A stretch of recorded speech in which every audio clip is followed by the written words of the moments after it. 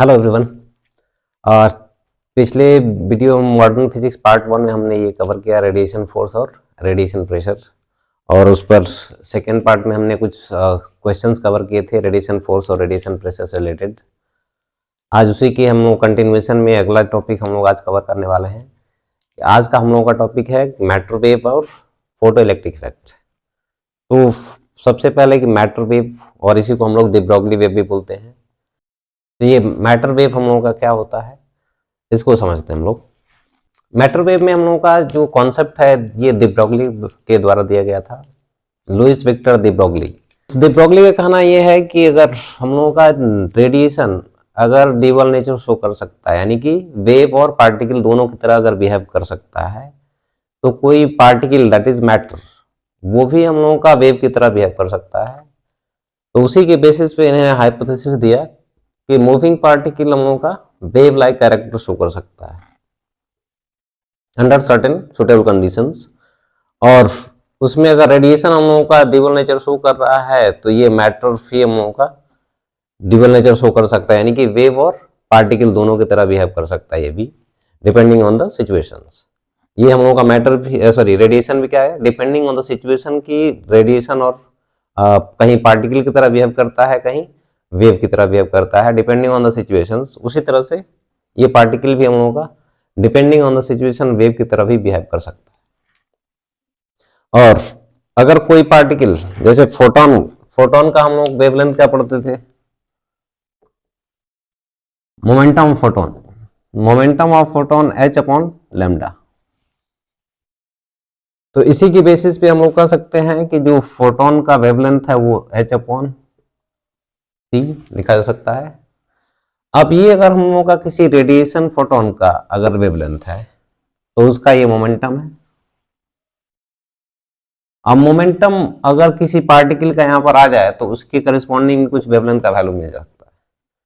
तो इसी के बेसिस पे द ब्रोगली ने कहा कि इस जो पार्टिकल हम लोगों का मूव कर रहा होगा उसके साथ एसोसिएटेड वेवलेंथ जो होगा that will be lambda equal to h upon p, where p is m into v, क्योंकि कोई मैटर पार्टिकल है तो उसका मास सर्टेन और उसका स्पीड। तो ये हम लोगों का wavelength associated with the moving particle.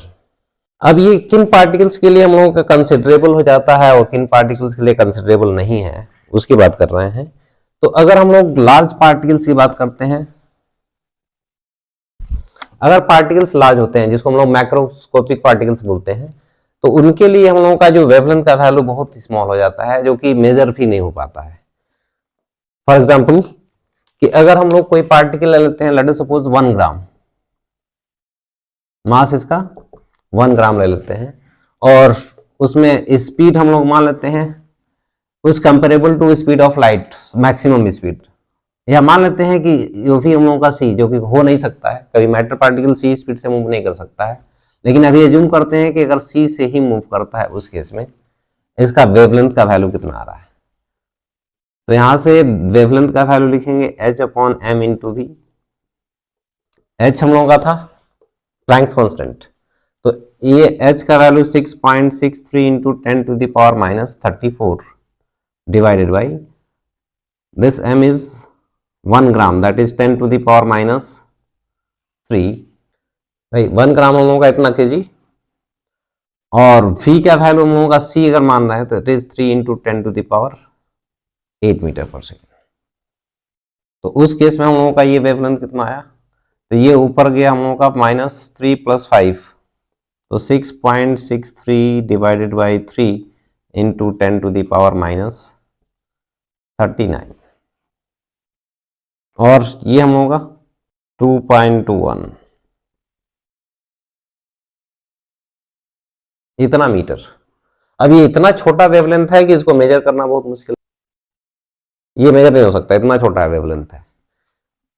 तो बड़े पार्टिकल्स, अभी हमने 1 ग्राम का पार्टिकल लिया है और उसका स्पीड मैक्सिमम किया था।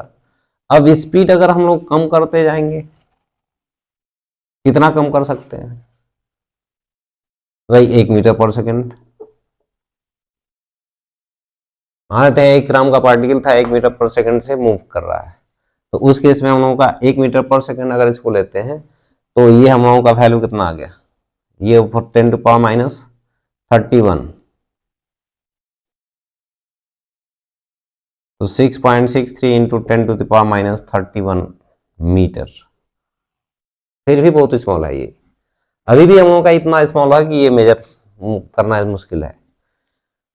लेकिन हम लोगों के एटॉमिक लेवल पे जो पार्टिकल्स हैं जस्ट लाइक इलेक्ट्रॉन, प्रोटॉन, इनकी अगर हम लोग वेवलेंथ की बात करते हैं तो उस केस में हम लोगों का ये जो मास है, this mass is order of 9.1 into 10 to the power minus 31 इतना।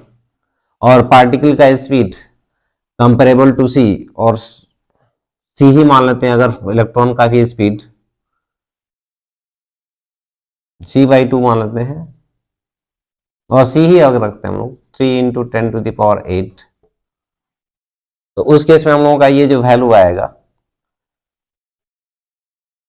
ये 9, अब ऑर्डर देख रहे हैं सिर्फ 10 का पावर में कंपैरिजन करना है हम लोगों को, तो उस केस में हम लोग क्या कर सकते हैं, इसको 2.63 divided by 9.1, sorry 2.21 into 10 to the power minus 31 ऊपर जाएगा, माइनस 34 में ऐड होगी -3, और ये हम लोगों का 8 आएगा तो -11, और ये हम लोगों का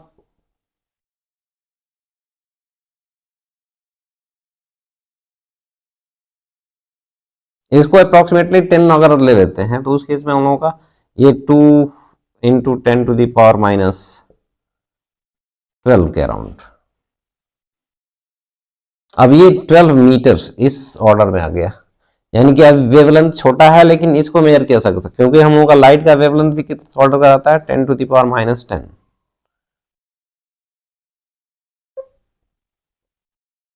और ये एक्सरेज वगैरह का वेवलेंथ होता है हम लोगों का 10 टू द पावर माइनस 10 के ऑर्डर में।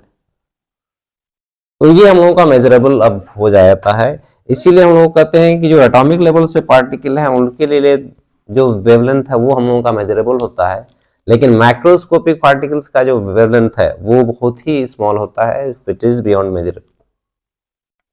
फर्दर ये हम लोगों का लेमडा h/p लिख रहे थे, तो इसको h/m भी हम लोग लिख सकते हैं। और अगर काइनेटिक एनर्जी पार्टिकुलर लिखें तो half mv square, and this is also p square by 2m, where p is momentum. तो ये हम लोगों का p का वैल्यू यहाँ से कितना, इस 2m को इधर मल्टीप्लाई किए तो √2m के p का वैल्यू, तो ये h/mv विच इज p, और ये mv की जगह पर हम लोगों का √2m के। तो ये हम लोगों का de Broglie वेवलेंथ का value in terms of kinetic energy. इस de Broglie वेवलेंथ को हम लोग लैम्डा बी भी लिखते हैं, लैम्डा बी। अब अगर काइनेटिक एनर्जी हम लोगों का कोई चार्ज पार्टिकल अगर है तो उसको काइनेटिक एनर्जी अगर प्रोवाइड करना है तो उसको हम लोग इलेक्ट्रिक फील्ड में एक्सेलरेट करा सकते हैं।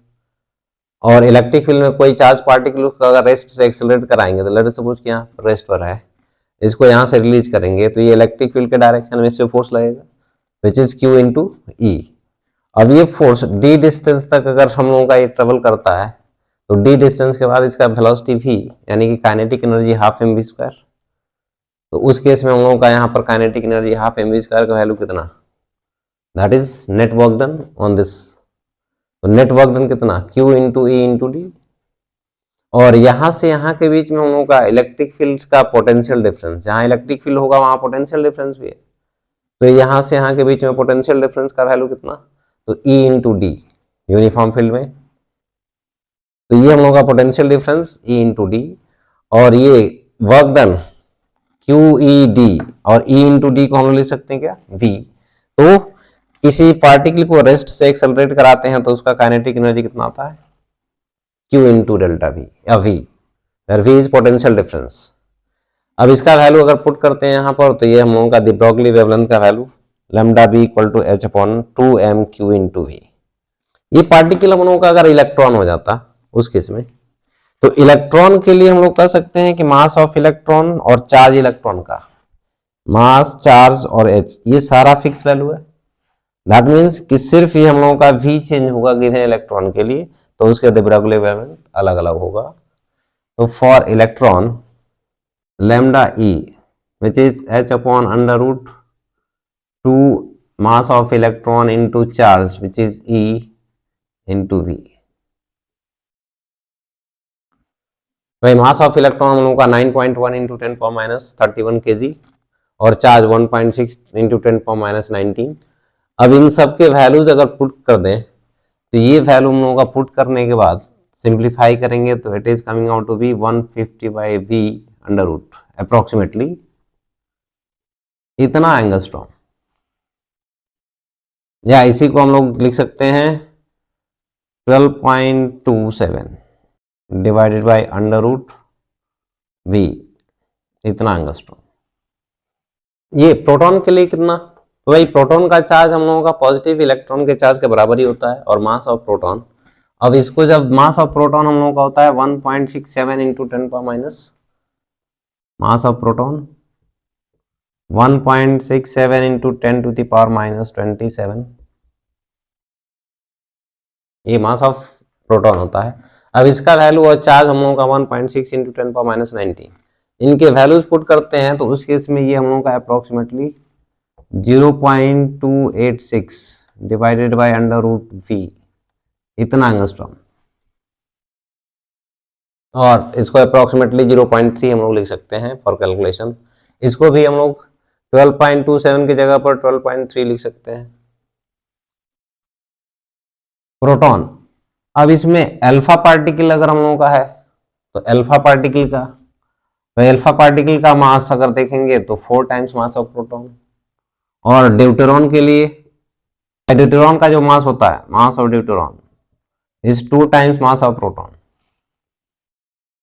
और चार्ज हम लोगों का चार्ज E के बराबर होता है, प्रोटॉन के बराबर ही होता है।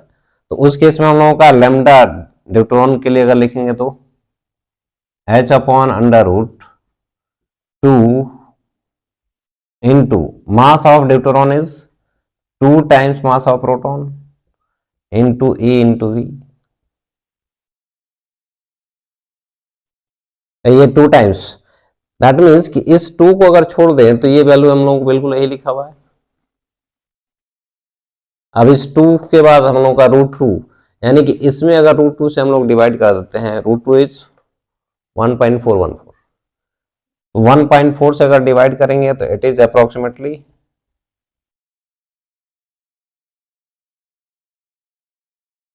202 अंडर रूट B, ये हम लोगों का ड्यूटेरॉन के लिए। और अल्फा पार्टिकल का अगर देखेंगे, नहीं, मास ऑफ अल्फा पार्टिकल हम लोगों का 4 टाइम्स मास ऑफ प्रोटॉन, और चार्ज हम लोगों का होता है 2 टाइम्स प्रोटॉन। तो इसका वैल्यू अगर पुट करते हैं तो लैम्डा ऑफ अल्फा हम लोगों का H upon under root 2 into 4 times mass of proton 2 times E into V, potential difference V है। अब ये रूट 8,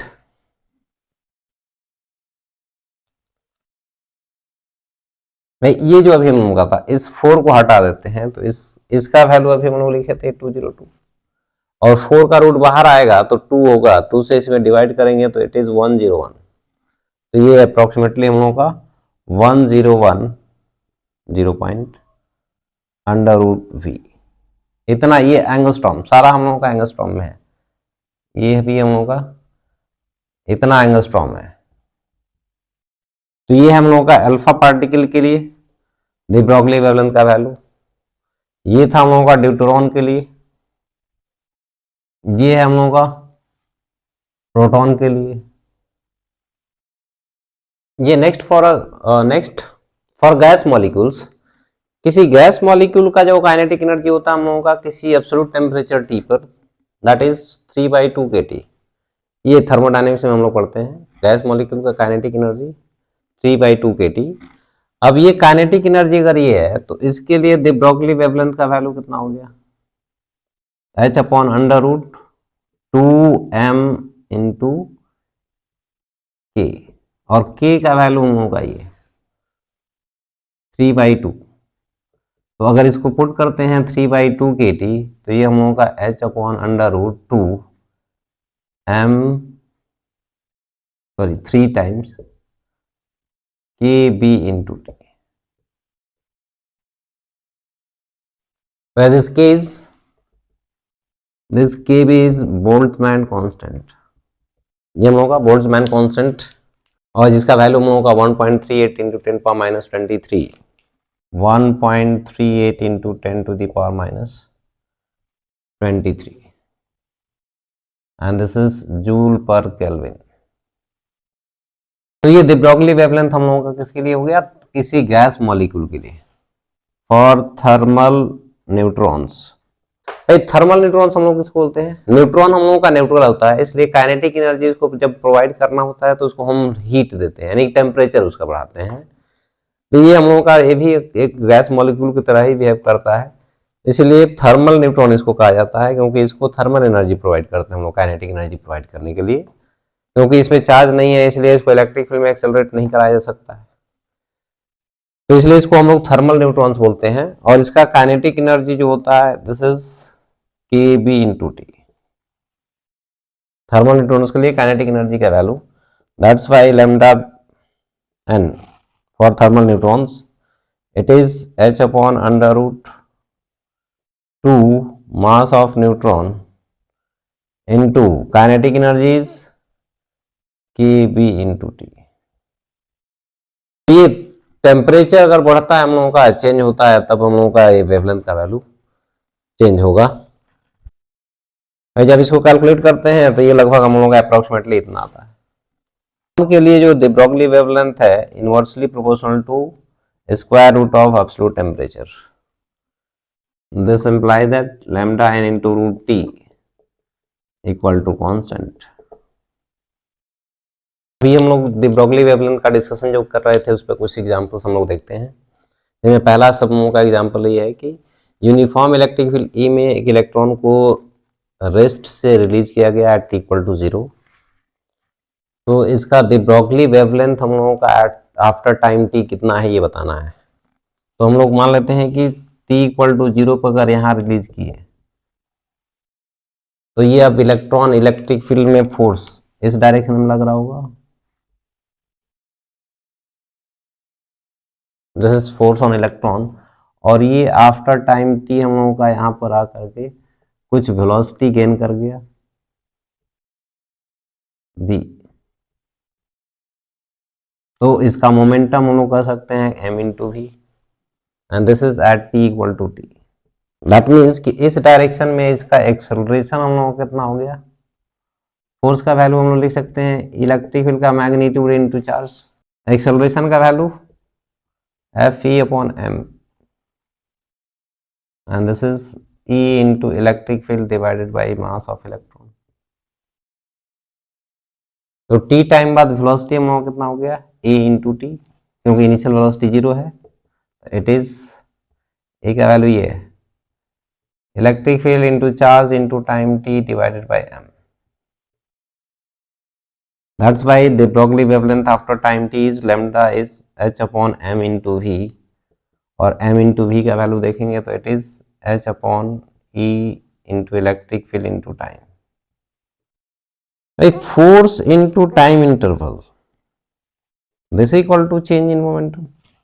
इनिशियल मोमेंटम हम लोगों का कितना है 0 और फाइनल मोमेंटम कितना है mv, दैट मीन्स कि final momentum mv is f into delta t, where f is a constant force, तो इसको हम लोग लिख सकते हैं q into e, that is charge into e into time t, and this is equal to m into e।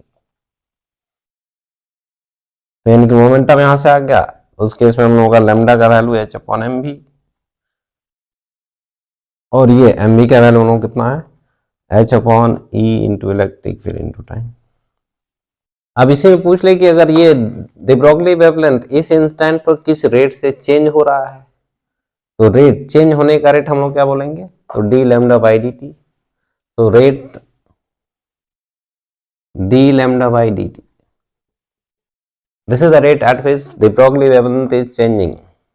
इसको differentiate करेंगे तो हम लोग का h upon e into e तो कॉन्स्टेंट है, 1 बाई टी का डिफ्रेंशिएशन करेंगे minus 1 by t square, which is minus times E into electric field into T square। Rate हम लोगों का नेगेटिव आने का मतलब क्या है कि lambda is decreasing with time, time जैसे जैसे बढ़ रहा होगा लैम्डा कम हो रहा होगा, तो इसलिए इसका रेट हम लोगों का नेगेटिव आ रहा है। ये नेक्स्ट एग्जाम्पल एक कह रहा है कि एक प्रोटॉन जब उसको भी पोटेंशियल डिफरेंस से एक्सेलरेट कराया जाता है तो उसका दि ब्रोगली वेवलेंथ हम लोगों का लैम्डा है।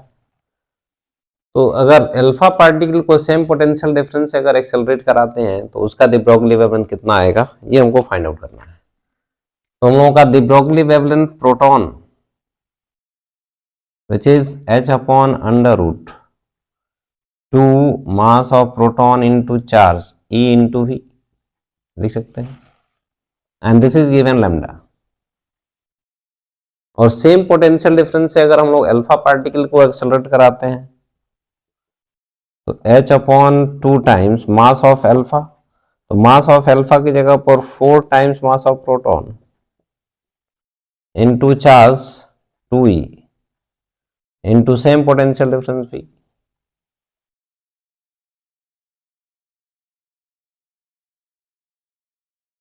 तो ये h upon 2 m mass of proton e into v, ये 4 इंटू 2 फैक्टर हटा दें तो ये बचा हुआ जो वैल्यू हम लोगों का ये लैम्डा ही दिख रहा है। तो इसको 4 इंटू 2 इज 8, तो इसको लिख सकते हैं lambda divided by under root 8।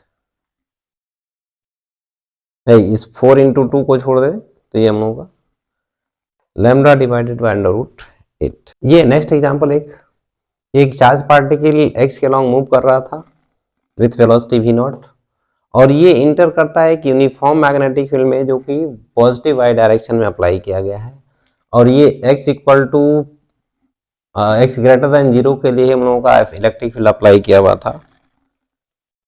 तो बताना है कि ये हम लोगों का इलेक्ट्रिक फील्ड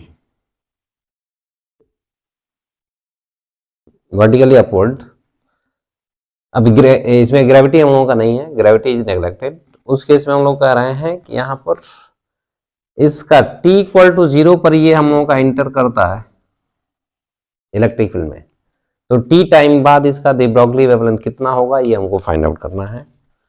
तो अब हम लोग कहेंगे कि यहाँ पर जब पार्टिकल इलेक्ट्रिक फील्ड में आएगा तो इस पर इस डायरेक्शन में इलेक्ट्रिक फोर्स लगेगा which is q into e not. अब इस डायरेक्शन में मूव कर रहा था, इस डायरेक्शन में हम लोगों का फोर्स लगने लगा, दैट मीन्स इस डायरेक्शन में इनिशियल वेलोसिटी हम लोगों का जो 0 था अब धीरे धीरे इंक्रीज होना शुरू हो जाएगा ऐसे, यानी कि पार्टिकल अब सीधा जाने के बजाय हम लोगों का इधर जाने लगेगा। तो t टाइम बाद कहीं हम लोगों का इस डायरेक्शन में मूव कर रहा होगा, जिसमें दो कंपोनेंट होगा वेलोसिटी का, x और y, vx and this is vy। Finally हम लोगों का t टाइम बाद वेलोसिटी पता करना था कितना है, let us suppose this is at t equal to t। तो इस t टाइम पर वेलोसिटी हम लोगों का कितना है पार्टिकल का, ये सॉल्व कर लें तो इसका स्पीड,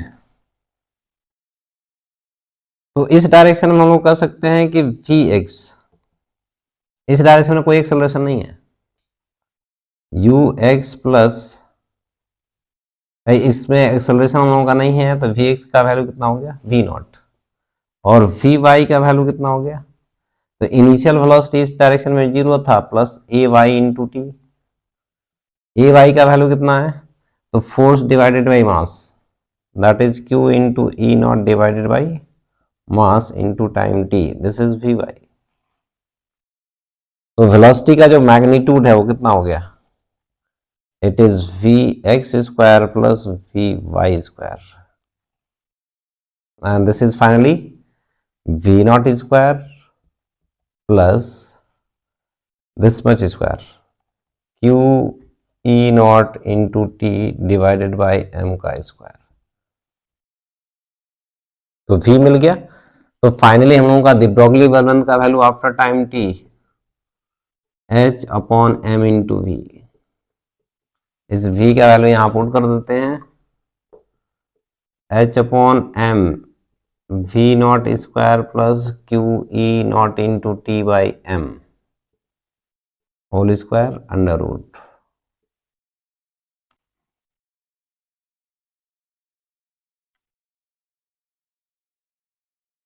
इसको यहां मल्टीप्लाई कर देते हैं, तो एम वी नॉट का स्क्वायर प्लस ये यहाँ मल्टीप्लाई होगा तो एम स्क्वायर कैंसिल हो गया, it is q e not into t का whole square. This is the Broglie wavelength after time t. और इसी में अगर इनिशियली इसका द ब्रोगली वेवलेंथ दिया होता तो ये new de Broglie wavelength initial का कितना है, तो उस केस में if initial wavelength is lambda not then this lambda not is h upon m v not. उस केस में इसको और इसको कंपेयर कर सकते हैं हम लोग, दैट्स वाई लैम्डा बी इसको एम वी नॉट, वैसे यहां से वी नॉट अगर बाहर कर लेते तो ये वी नॉट का स्क्वायर यहाँ डिवाइड हो जाएगा, तो finally h upon m v not को हम लोग लैम्डा नॉट लिख सकते थे, तो it can be written as h upon m v not under root 1 plus ये यहाँ जाएगा वी स्क्वायर, तो ये हो गया q square m square t square divided by m square v square, and this h upon m v naught is lambda naught, it is lambda naught divided by under root 1 plus q, sorry this is e naught, q naught e naught का square था, तो q e naught into t divided by m v, this is v naught का whole square. अब इसी में पूछ ले कि ये द ब्रोगली वेवलेंथ हम लोगों का बढ़ रहा है कि घट रहा है, तो इसमें फाइनली हम लोगों का क्या कर रहा है, v से ज्यादा हम लोगों का बढ़ता गया स्पीड, पहले v था अब स्पीड धीरे धीरे बढ़ रहा है क्योंकि इसकी वजह से, तो उस केस में हम लोग कहेंगे कि द ब्रोगली वेवलेंथ स्पीड अगर बढ़ेगा तो मोमेंटम हम लोगों का बढ़ रहा है, इसलिए द ब्रोगली वेवलेंथ कम होता जाएगा। इनिशियल हम लोगों का द ब्रोगली वेवलेंथ ये था, तो कितने टाइम बाद ये जो द ब्रोगली वेवलेंथ है इनिशियल का हाफ हो जाएगा, ये पूछा गया है क्योंकि डिक्रीज कर रहा है आफ्टर टाइम के साथ, तो कितने टाइम बाद ये द ब्रोगली वेवलेंथ इनिशियल का हाफ हो जाएगा। If lambda b is lambda not by 2 then उस केस में हम लोगों का it is lambda not by 2 and this is lambda not upon 1 plus q e not t divided by m into v not का square. इसका मतलब ये जो वैल्यू है हम लोगों का यही 2 है, it is 1 plus q e not t divided by m v not square under root equal to 2 and this is equal to 4। Square करेंगे तो यहां से हम लोगों का q e not t divided by m v not का square and this is equal to 3, तो यहाँ से इसको स्क्वायर रूट लेंगे तो रूट 3 हो गया और टी का वैल्यू आएगा root 3 m v not divided by q into. ये नेक्स्ट एग्जाम्पल एक हम लोगों का कि द ब्रोगली वेवलेंथ हम लोगों का प्रोटॉन का फाइंड आउट करना है जिसका काइनेटिक एनर्जी एक फोटोन की एनर्जी के बराबर है जिसका वेवलेंथ लैम्डा है, यानी कि फोटोन का वेवलेंथ हम लोगों का लैम्डा है और इसका जितना एनर्जी है उतना ही काइनेटिक एनर्जी ऑफ प्रोटॉन है जिसका मास m। तो प्रोटॉन का द ब्रोगली वेवलेंथ कितना है ये हमको बताना है। वेवलेंथ प्रोटॉन का अगर लिखना है तो it is h upon under root 2 mk और काइनेटिक एनर्जी इसका बोला गया है it is equal to energy of a photon, तो इसमें काइनेटिक एनर्जी की जगह पर हम लोग एनर्जी ऑफ फोटोन लिख देंगे h upon under root 2m and this one is hc by lambda। इसको सिंप्लीफाई करेंगे तो एक h तो कैंसिल हो गया, तो ये हम लोगों का लैम्डा ऊपर जाएगा and this is 2h lambda क्योंकि एक h कैंसिल हो जाएगा 2c into M. Next example एक हम लोगों का यूनिफॉर्म मैग्नेटिक फील्ड हम लोगों का भी है। इस यूनिफॉर्म मैग्नेटिक फील्ड में हम लोगों का एक प्रोटॉन है और एक अल्फा पार्टिकल, दोनों सेम सर्कुलर पाथ के अलॉन्ग मूव कर रहा है। तो इसे बताना है कि दोनों के de Broglie वेवलेंथ का रेशियो कितना है, ये हमको फाइंड आउट करना है। दोनों के लिए सर्कुलर पाथ का रेडियस वैल्यू सेम है। भाई अब ये डिफरेंट पाथ पे हो सकता है, यहाँ एक ही में हम लोग दिखा रहे हैं। यूनिफॉर्म मैग्नेटिक फील्ड भी सेम है, दोनों सेम रेडियस के सर्कुलर पाथ में घूम रहा है, तो दोनों के de Broglie वेवलेंथ का रेशियो कितना है ये हमको बताना है। तो ये प्रोटॉन का स्पीड Vp और ये है V अल्फा। इसका मास अगर हम लोग m देखते हैं तो इसका मास हम लोगों का 4 टाइम्स मास ऑफ प्रोटॉन हो गया, क्योंकि अल्फा पार्टिकल का मास 4 टाइम्स ऑफ प्रोटॉन है। अब रेडियस का जो वैल्यू होता है r, which is mv/qb, radius of circular path. तो यहां से हम लोग एक्चुअली m इंटू वी का वैल्यू क्या देख रहे हैं, m into v is momentum which is qb into r। तो इसका मतलब ये है कि mass of alpha into v of alpha equal to alpha, alpha का चार्ज हम लोगों का कितना है 2e b into r, and mass of proton into velocity of proton is EB into R।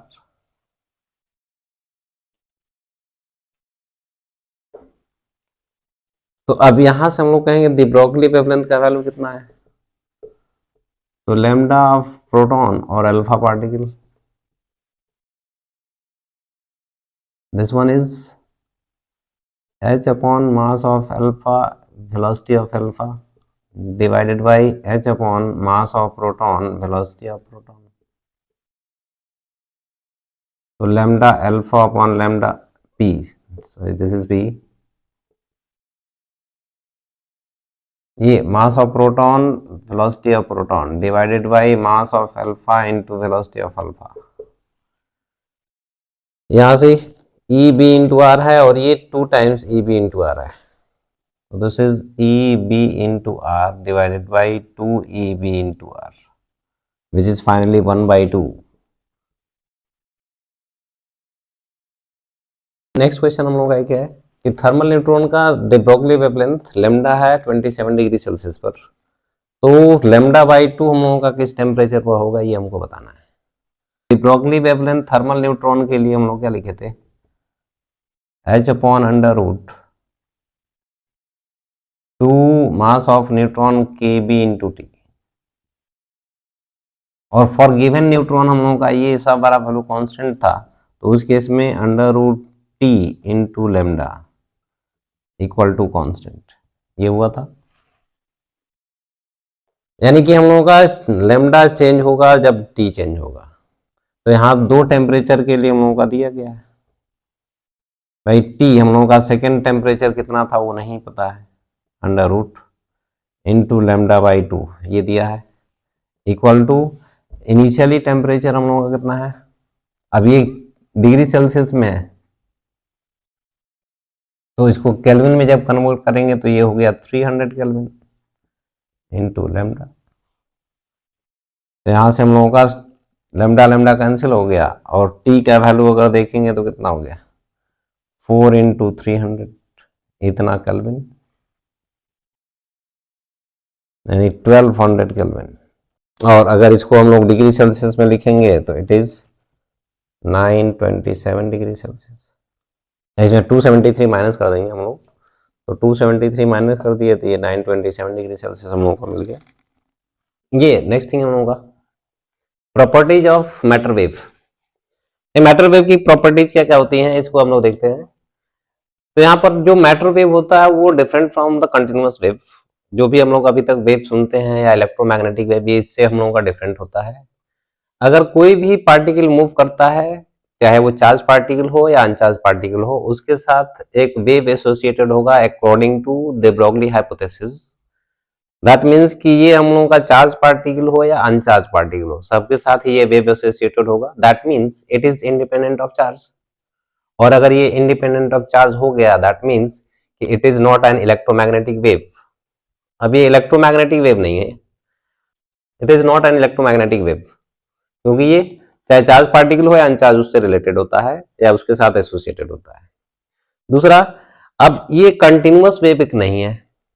Continuous wave क्यों नहीं है? क्योंकि इसमें हम लोगों का कुछ चीजें एक्सप्लेनेशन जो भी है, इसमें अनसर्टेनिटी प्रिंसिपल, जो हाइजेनबर्ग का अनसर्टेनिटी प्रिंसिपल होता है, वो क्या बोलता है कि uncertainty in momentum, uncertainty in position, इन दोनों का प्रोडक्ट हमेशा ग्रेटर देन h/4π होता है। तो यहां पर अगर हम लोग कह रहे हैं कि इस वेव का अगर पार्टिकल जो भी था उसका मोमेंटम अगर हम लोगों का कांस्टेंट है, if this momentum is constant, तो उस केस में हम लोगों का चेंज इन मोमेंटम क्या होगा? Zero. If momentum is constant then change in momentum is zero. और उसका द ब्रोगली वेवलेंथ जो होगा वो h/p, जो कि वो भी एक कांस्टेंट होगा। और अगर ऐसा वेव हम लोगों का कांस्टेंट वेवलेंथ का बनता है तो it is a continuous wave, ये जो दिख रहा है, यानी हर जगह हम लोगों का वेवलेंथ का वैल्यू क्या है? Continuous wave. बट ये हम लोगों का अगर पॉसिबल है कि डेल्टा पी अगर जीरो हुआ तो उस केस में हम लोगों का uncertainty in position will be infinite. That means कि पार्टिकल हम लोगों का यहाँ इंफिनिटी तक भी हम लोगों का ये पॉसिबल है, लेकिन पार्टिकल अगर है तो उसका एक फिक्स पोजीशन होना चाहिए। तो उस केस में हम लोग कह सकते हैं कि इस तरह से हम लोगों का वेव नहीं बन सकता है, पार्टिकल के साथ जो एसोसिएटेड वेव होगा वो इस तरह का वेव नहीं बन सकता। तो यहां पर जो वेव बनता है दिस इज लोकलाइज्ड, ये कुछ इस तरह से लोकलाइज्ड जो दिख रहा है यहां पर। और इसमें हम लोगों का एक सर्टेन वेवलेंथ होता है, उसके अराउंड में हम लोगों का this is lambda.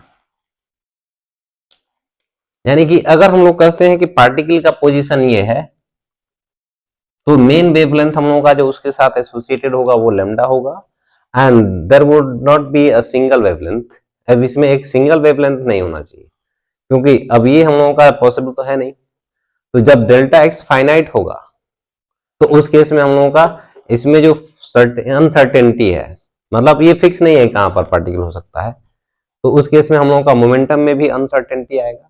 That means कि मोमेंटम भी हम लोगों का कांस्टेंट नहीं होगा, ये मोमेंटम चेंज हो सकता है। तो अनसर्टेनिटी अगर मोमेंटम में है तो डेल्टा पी हम लोगों का जीरो नहीं है, और मोमेंटम में अनसर्टेनिटी है इसका मतलब हम लोगों का पी कांस्टेंट नहीं है, और पी कांस्टेंट अगर नहीं होगा तो उस केस में लैम्डा का वैल्यू चेंज करता जाएगा। तो यहाँ पर ये हम लोगों का जो फिक्स्ड वेवलेंथ जो पढ़ते हैं द ब्रोगली वेवलेंथ, इसके अराउंड में बहुत सारा वेवलेंथ हम लोगों को मिलता है और इस तरह से डाई आउटवर्ड डायरेक्शन में। तो इसलिए हम लोग कहते हैं कि ये हम लोगों का कुछ इस तरह से लोकलाइज्ड वेव, ये ये एक लोकलाइज्ड वे में हम लोगों का ये वेव बनता है, इसीलिए उसको बोलते हैं हम लोकलाइज्ड वेव। और इसमें अनसर्टेनिटी इन मोमेंटम और ये पोजीशन, अनसर्टेनिटी ऑफ पोजीशन, इन दोनों का प्रोडक्ट अप्रोक्सीमेटली h/2π, यानी फाइनाइट वैल्यू। कुल मिलाकर के ये हम लोगों का फाइनाइट वैल्यू है। तो जिसमें से अगर डेल्टा पी जीरो था तो ये हम लोगों का इन्फिनिटी होना चाहिए था, तभी दोनों का प्रोडक्ट फाइनाइट हो सकता है। नेक्स्ट पॉइंट ये है कि अगर हम लोगों का ये वैक्यूम में प्रोपेगेट नहीं कर सकता, सॉरी वैक्यूम में प्रोपेगेट कर सकता है, it can propagate in vacuum. Phase velocity is greater than speed of light, यानी कि इस वेव का जो स्पीड हम लोगों का होता है वो greater than speed of light हो सकता है। फेज वेलोसिटी वो कैसे हम लोग देख सकते हैं? तो velocity of any wave new into lambda. अब इस वेव का वेवलेंथ जो भी था हम लोगों का दे ब्रोगली वेवलेंथ, और फ्रीक्वेंसी, फ्रीक्वेंसी हम लोग कहां से लिख सकते हैं? अब इसको एक फोटोन का हम लोग एनर्जी मानते हैं, तो उसके इसमें frequency h nu, this is the energy, और ये energy equivalent to rest mass energy of the particle m into C square. तो यहां से हम लोग का न्यू का वैल्यू क्या आना? m into C square divided by h। तो ये हम लोग अगर लिखते हैं m into C square divided by h, और ये लेमडा का वैल्यू होता है h/mv, तो h cancel, m cancel, and this speed of wave is coming out to be c square by v, where v is velocity of the particle. तो ये velocity of the particle हम लोगों का जो भी है ये c से तो कम ही हो सकता है, तो अब ये c square divided by v is always greater than c। इसका मतलब जो फेज वेलोसिटी हम लोगों का या वेव का वेलोसिटी है वो greater than speed of light. दूसरा, अब ये डिटेक्शन, ये हमने डिस्कस किया था कि यहां पर अगर बहुत छोटा पार्टिकल होगा उसके साथ एसोसिएटेड वेव हम लोगों का मेजरेबल होगा, और माइक्रोस्कोपिक पार्टिकल जैसे 1 ग्राम का एग्जांपल हमने लिया था, उस केस में हम लोगों का द ब्रोगली वेवलेंथ मेजरेबल नहीं आता है, बहुत स्मॉल होता है, इट इज बियॉन्ड मेजरमेंट। तो उस केस में हम लोगों का वही चीज लिखा हुआ कि ये इसको मेजर तभी कर सकते हैं या ऑब्जर्व तभी कर सकते हैं जब उसका साइज पार्टिकल के साइज के कंपेरेबल, जो भी द ब्रोगली वेव है it can be observe when de Broglie wavelength is comparable to size of particle. Next thing अब हम लोग डिस्कस कर रहे हैं फोटो इलेक्ट्रिक इफेक्ट। ये इंपॉर्टेंट टॉपिक हम लोगों का मॉडर्न फिजिक्स में, फोटो इलेक्ट्रिक इफेक्ट। अब ये फोटो इलेक्ट्रिक इफेक्ट क्या होता है, तो इससे पहले हम लोग ये फोटो इलेक्ट्रिक इफेक्ट डिस्कस करने से पहले ये डिस्कस करते हैं कि इलेक्ट्रॉन का emission, emission of electron. Electron हम लोगों का किसी मेटल सरफेस से किन किन तरीकों से या किन किन प्रोसेसेस के थ्रू ये इमिट हो सकता है, इलेक्ट्रॉन का इमिशन हो सकता है। तो इसमें सबसे पहला हम लोगों का थर्मैनिक इमिशन। थर्मैनिक इमिशन किसको हम लोग बोल रहे हैं कि अगर हम लोग मेटल सरफेस या किसी मेटल को हीट प्रोवाइड करते हैं तो उस केस में वहां से इलेक्ट्रॉन का इमिशन होने लगता है। This process is called thermionic emission, यानी हीटिंग की वजह से। दूसरा हम लोगों का photoelectric emission. Photoelectric emission क्या है, जब किसी सरफेस पर हम लोगों का कोई इलेक्ट्रोमैग्नेटिक रेडिएशन इंसिडेंट हो और उसकी वजह से हम लोगों का यहाँ पर इलेक्ट्रॉन का इमिशन होने लगे, तो उसको हम लोग बोलते हैं फोटो इलेक्ट्रिक इमिशन और फोटो इमिशन। इसी को फोटो इमिशन भी हम लोग बोलते हैं। तो ये हम लोगों का कोई सरफेस अगर है और ये रेडिएशन इंसिडेंट हुआ तो यहां से इलेक्ट्रॉन इमिट होने लगे, दिस इज रेडिएशन। तो ये हम लोगों का photoelectric emission, this is metal.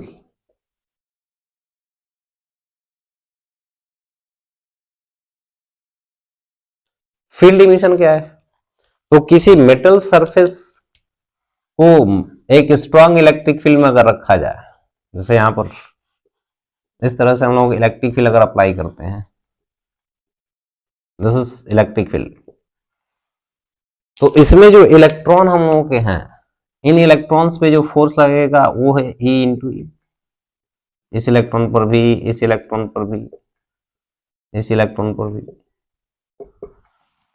और ये फील्ड इतना स्ट्रांग हो कि ये जो लगने वाला फोर्स था इसको मेटल सरफेस का अट्रैक्शन था उसको ओवरकम कर जाए, तो ये इलेक्ट्रॉन यहां से बाहर निकल जाता है। तो इस इलेक्ट्रिक फील्ड की वजह से हम लोगों का जो भी इमिशन होता है that is called field emission. Strong electric field जब अप्लाई करते हैं तो उस केस में हम लोगों का इलेक्ट्रॉन का यहां से निकलना शुरू हो जाता है, this is called field emission. Secondary emission क्या है, सेकेंडरी इमिशन अगर किसी मेटेलिक सरफेस पर, this one is this process field emission, ये हम लोगों का फोटो इमिशन था। यहां पर किसी अगर हम लोग पार्टिकल्स का बम्बार्डमेंट कराएं, फॉर एग्जांपल न्यूट्रॉन, ये है न्यूट्रॉन हो सकता है, अल्फा पार्टिकल हो सकता है, बीटा पार्टिकल हो सकता है। इन सब पार्टिकल का अगर हम लोग यहां पर स्ट्राइक कराते हैं तब यहां से हम लोगों का इलेक्ट्रॉन इमिट होने लगे, तो ये हम लोगों का सेकेंडरी पार्टिकल है। तो ये हम लोगों का मेन पार्टिकल इलेक्ट्रॉन का निकलना था और ये सेकेंडरी पार्टिकल्स कराएंगे, तो उस केस में इसको हम लोग बोलते हैं सेकेंडरी इमिशन। तो किसी न्यूट्रल पार्टिकल या न्यूट्रॉन या अल्फा पार्टिकल या बीटा पार्टिकल के बम्बार्डमेंट से अगर यहाँ इलेक्ट्रॉन का इमिशन होता है तो इसको हम लोग बोलते हैं सेकेंडरी इमिशन। तो ये मेनली 4 प्रोसेस के थ्रू हम लोगों का इलेक्ट्रॉन का इमिशन होता है।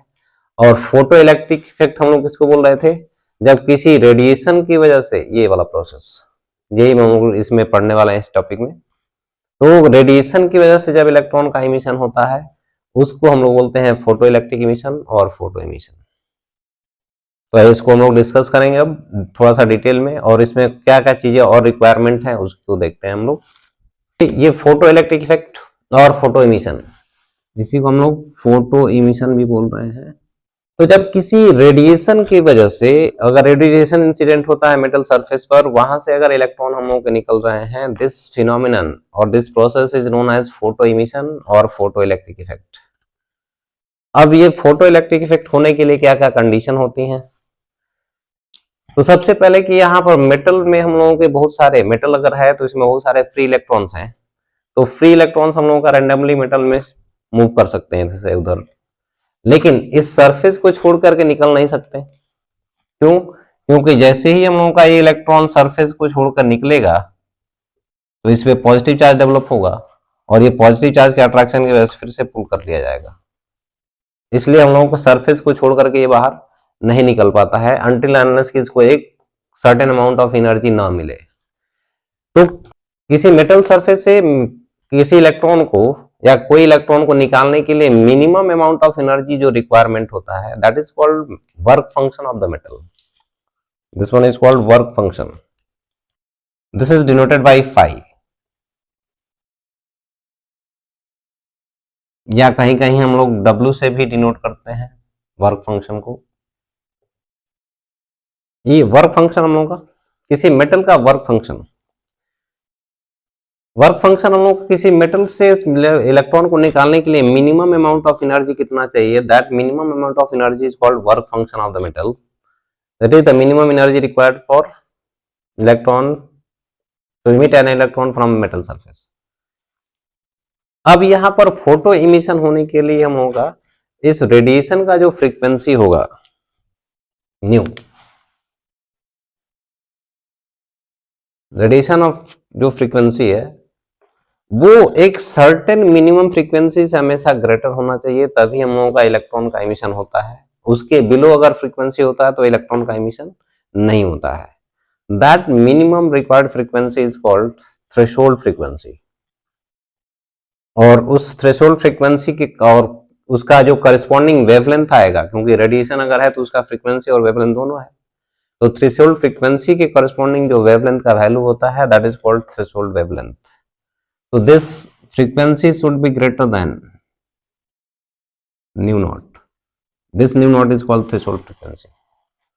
और जो इसका वेवलेंथ, रेडिएशन का वेवलेंथ होना चाहिए इसके थ्रेशोल्ड वेवलेंथ से कम होना चाहिए, तब फोटो इमिशन होगा। तो फ्रीक्वेंसी थ्रेशोल्ड से ज्यादा रहना चाहिए और वेवलेंथ थ्रेशोल्ड से हमेशा कम रहना चाहिए, तब हम लोगों का इलेक्ट्रॉन का इमिशन होता है। इलेक्ट्रॉन का इमिशन तब नहीं होगा जब ये लैम्डा इससे हम लोगों का बड़ा हो जाएगा या ये फ्रीक्वेंसी इस न्यू नॉट से छोटा हो जाएगा। तो इस केस में हम लोगों का वर्क फंक्शन, अब ये थ्रेशोल्ड फ्रीक्वेंसी हम लोगों का अगर न्यू नॉट है और इसी के करस्पॉन्डिंग हम लोगों का मिनिमम एनर्जी है, तो इसमें रेडिएशन का जो फोटॉन्स है, फोटॉन्स का मिनिमम वैल्यू एनर्जी का, that's why work function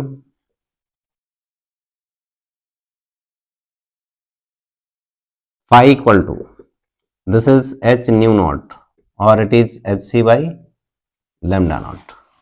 hc का वैल्यू पढ़ते हैं 12,400, एक्चुअली 12,400 नहीं होता है, hc का वैल्यू 12,431 है, इतना इलेक्ट्रॉन वोल्ट एंगस्ट्रॉम। लेकिन इसी को हम लोग कैलकुलेशन पर्पस के लिए यूज करते हैं 12,400 इलेक्ट्रॉन वोल्ट एंगस्ट्रॉम। तो जब लैम्डा का वैल्यू यहाँ पर हम लोग एंगस्ट्रॉम में रखते हैं, तो ये लैम्डा का वैल्यू जब एंगस्ट्रॉम में पुट करेंगे तो एंगस्ट्रॉम एंगस्ट्रॉम कैंसिल हो जाएगा, और ये जो वैल्यू आएगा हम लोगों का वो इलेक्ट्रॉन वोल्ट एनर्जी का वैल्यू देगा। ये नेक्स्ट थिंग हम लोगों का आइंस्टीन थियरी, जो फोटोइलेक्ट्रिक इफेक्ट में आइंस्टीन थियरी हम लोगों का, इसमें आइंस्टीन का कहना यह है कि कोई भी मेटेलिक सरफेस पे जो रेडिएशन या फोटॉन्स इंसिडेंट होंगे उसमें एक फोटॉन का टोटल एनर्जी एक ही इलेक्ट्रॉन एब्जॉर्ब कर सकता है। यानी कि इलेक्ट्रॉन का जो यहाँ से इमिशन है वो कंटिन्यूअस एब्जॉर्प्शन की वजह से नहीं है, वो डिस्क्रीट एब्जॉर्प्शन की वजह से हो रहा है। और यहाँ डिस्क्रीट एब्जॉर्प्शन किसका है? तो ये हम लोगों का पार्टिकल की तरह हम लोगों का इंसिडेंट हो रहा है, और इसमें हम लोगों का हर एक फोटोन पार्टिकल की तरह था, और ये एक फोटोन जब हम लोगों का इलेक्ट्रॉन से कोलाइड कर रहा है तो वो सारा एनर्जी अपना इलेक्ट्रॉन को ट्रांसफर कर दे रहा है, और वो टोटल एनर्जी जो इलेक्ट्रॉन को मिलेगा उस एनर्जी को ये दो पार्ट में यूज कर रहा है। एक पार्ट इसको मेटल सरफेस से बाहर निकालने में चला जाएगा, और बाकी जो एनर्जी बचेगा अगर एक्स्ट्रा, उसकी वजह से इलेक्ट्रॉन हम लोगों का काइनेटिक एनर्जी गेन करता है। अब ये हम लोग कह सकते हैं कि जो भी हम लोगों का फोटोन था उसका एनर्जी कितना है, H new, where nu is frequency or it is hc by lambda. This is energy of a photon. Total energy of photon is completely absorbed by a single electron. ये Einstein theory में कहा गया है। तो total energy अगर ये हम लोगों का एच न्यू फोटोन का था और ये एक इलेक्ट्रॉन को मिल रहा है, तो इसमें ये अब दो पार्ट में यूज कर रहा है। इसका कुछ पार्ट हम लोगों का इलेक्ट्रॉन को सरफेस से बाहर निकालने में चला गया, तो सरफेस से बाहर निकालने के लिए मिनिमम एनर्जी कितना चाहिए था, work function of the metal के बराबर, जो कि यहाँ लिखा हुआ है। इस इलेक्ट्रॉन को मिनिमम एनर्जी इतना है, तो जो बचेगा एनर्जी उसकी वजह से काइनेटिक एनर्जी गेन करेगा, और बचा हुआ एनर्जी जो काइनेटिक एनर्जी में जा रहा है वो मैक्सिमम काइनेटिक एनर्जी होगा, और बाकी जो टाइटली बाउंड इलेक्ट्रॉन होगा उसको निकालने के लिए हम लोगों का इस वर्क फंक्शन से ज्यादा एनर्जी लगेगा, और लूजली बाउंड जो इलेक्ट्रॉन होगा उसको हम लोगों का सबसे कम एनर्जी लग रहा होगा। तो ये लूजली बाउंड इलेक्ट्रॉन के लिए ही हम लोग बेसिकली वर्क फंक्शन डिफाइन करते हैं। तो यहां बोला गया कि जो maximum kinetic energy of photoelectron है, this is k max which is h nu minus 5, where 5 is work function and this is energy of photon।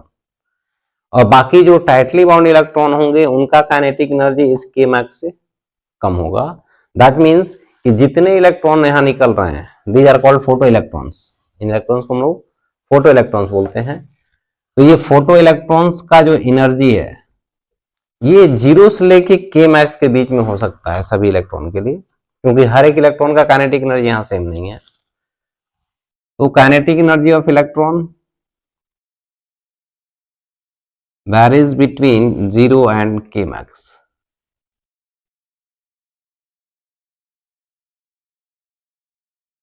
Maximum equal to minimum 0। ये हर एक इलेक्ट्रॉन का एनर्जी हम लोग का इतना है, मतलब 0 से k मैक्स के बीच में ही वेरी कर रहा है, और उसमें कुछ इलेक्ट्रॉन्स ही हम लोगों के हैं जो कि यहाँ पर मैक्सिमम काइनेटिक एनर्जी गेन करते हैं। तो this is called photo electric effect. Einstein equation कहलाता है। This equation is called Einstein equation.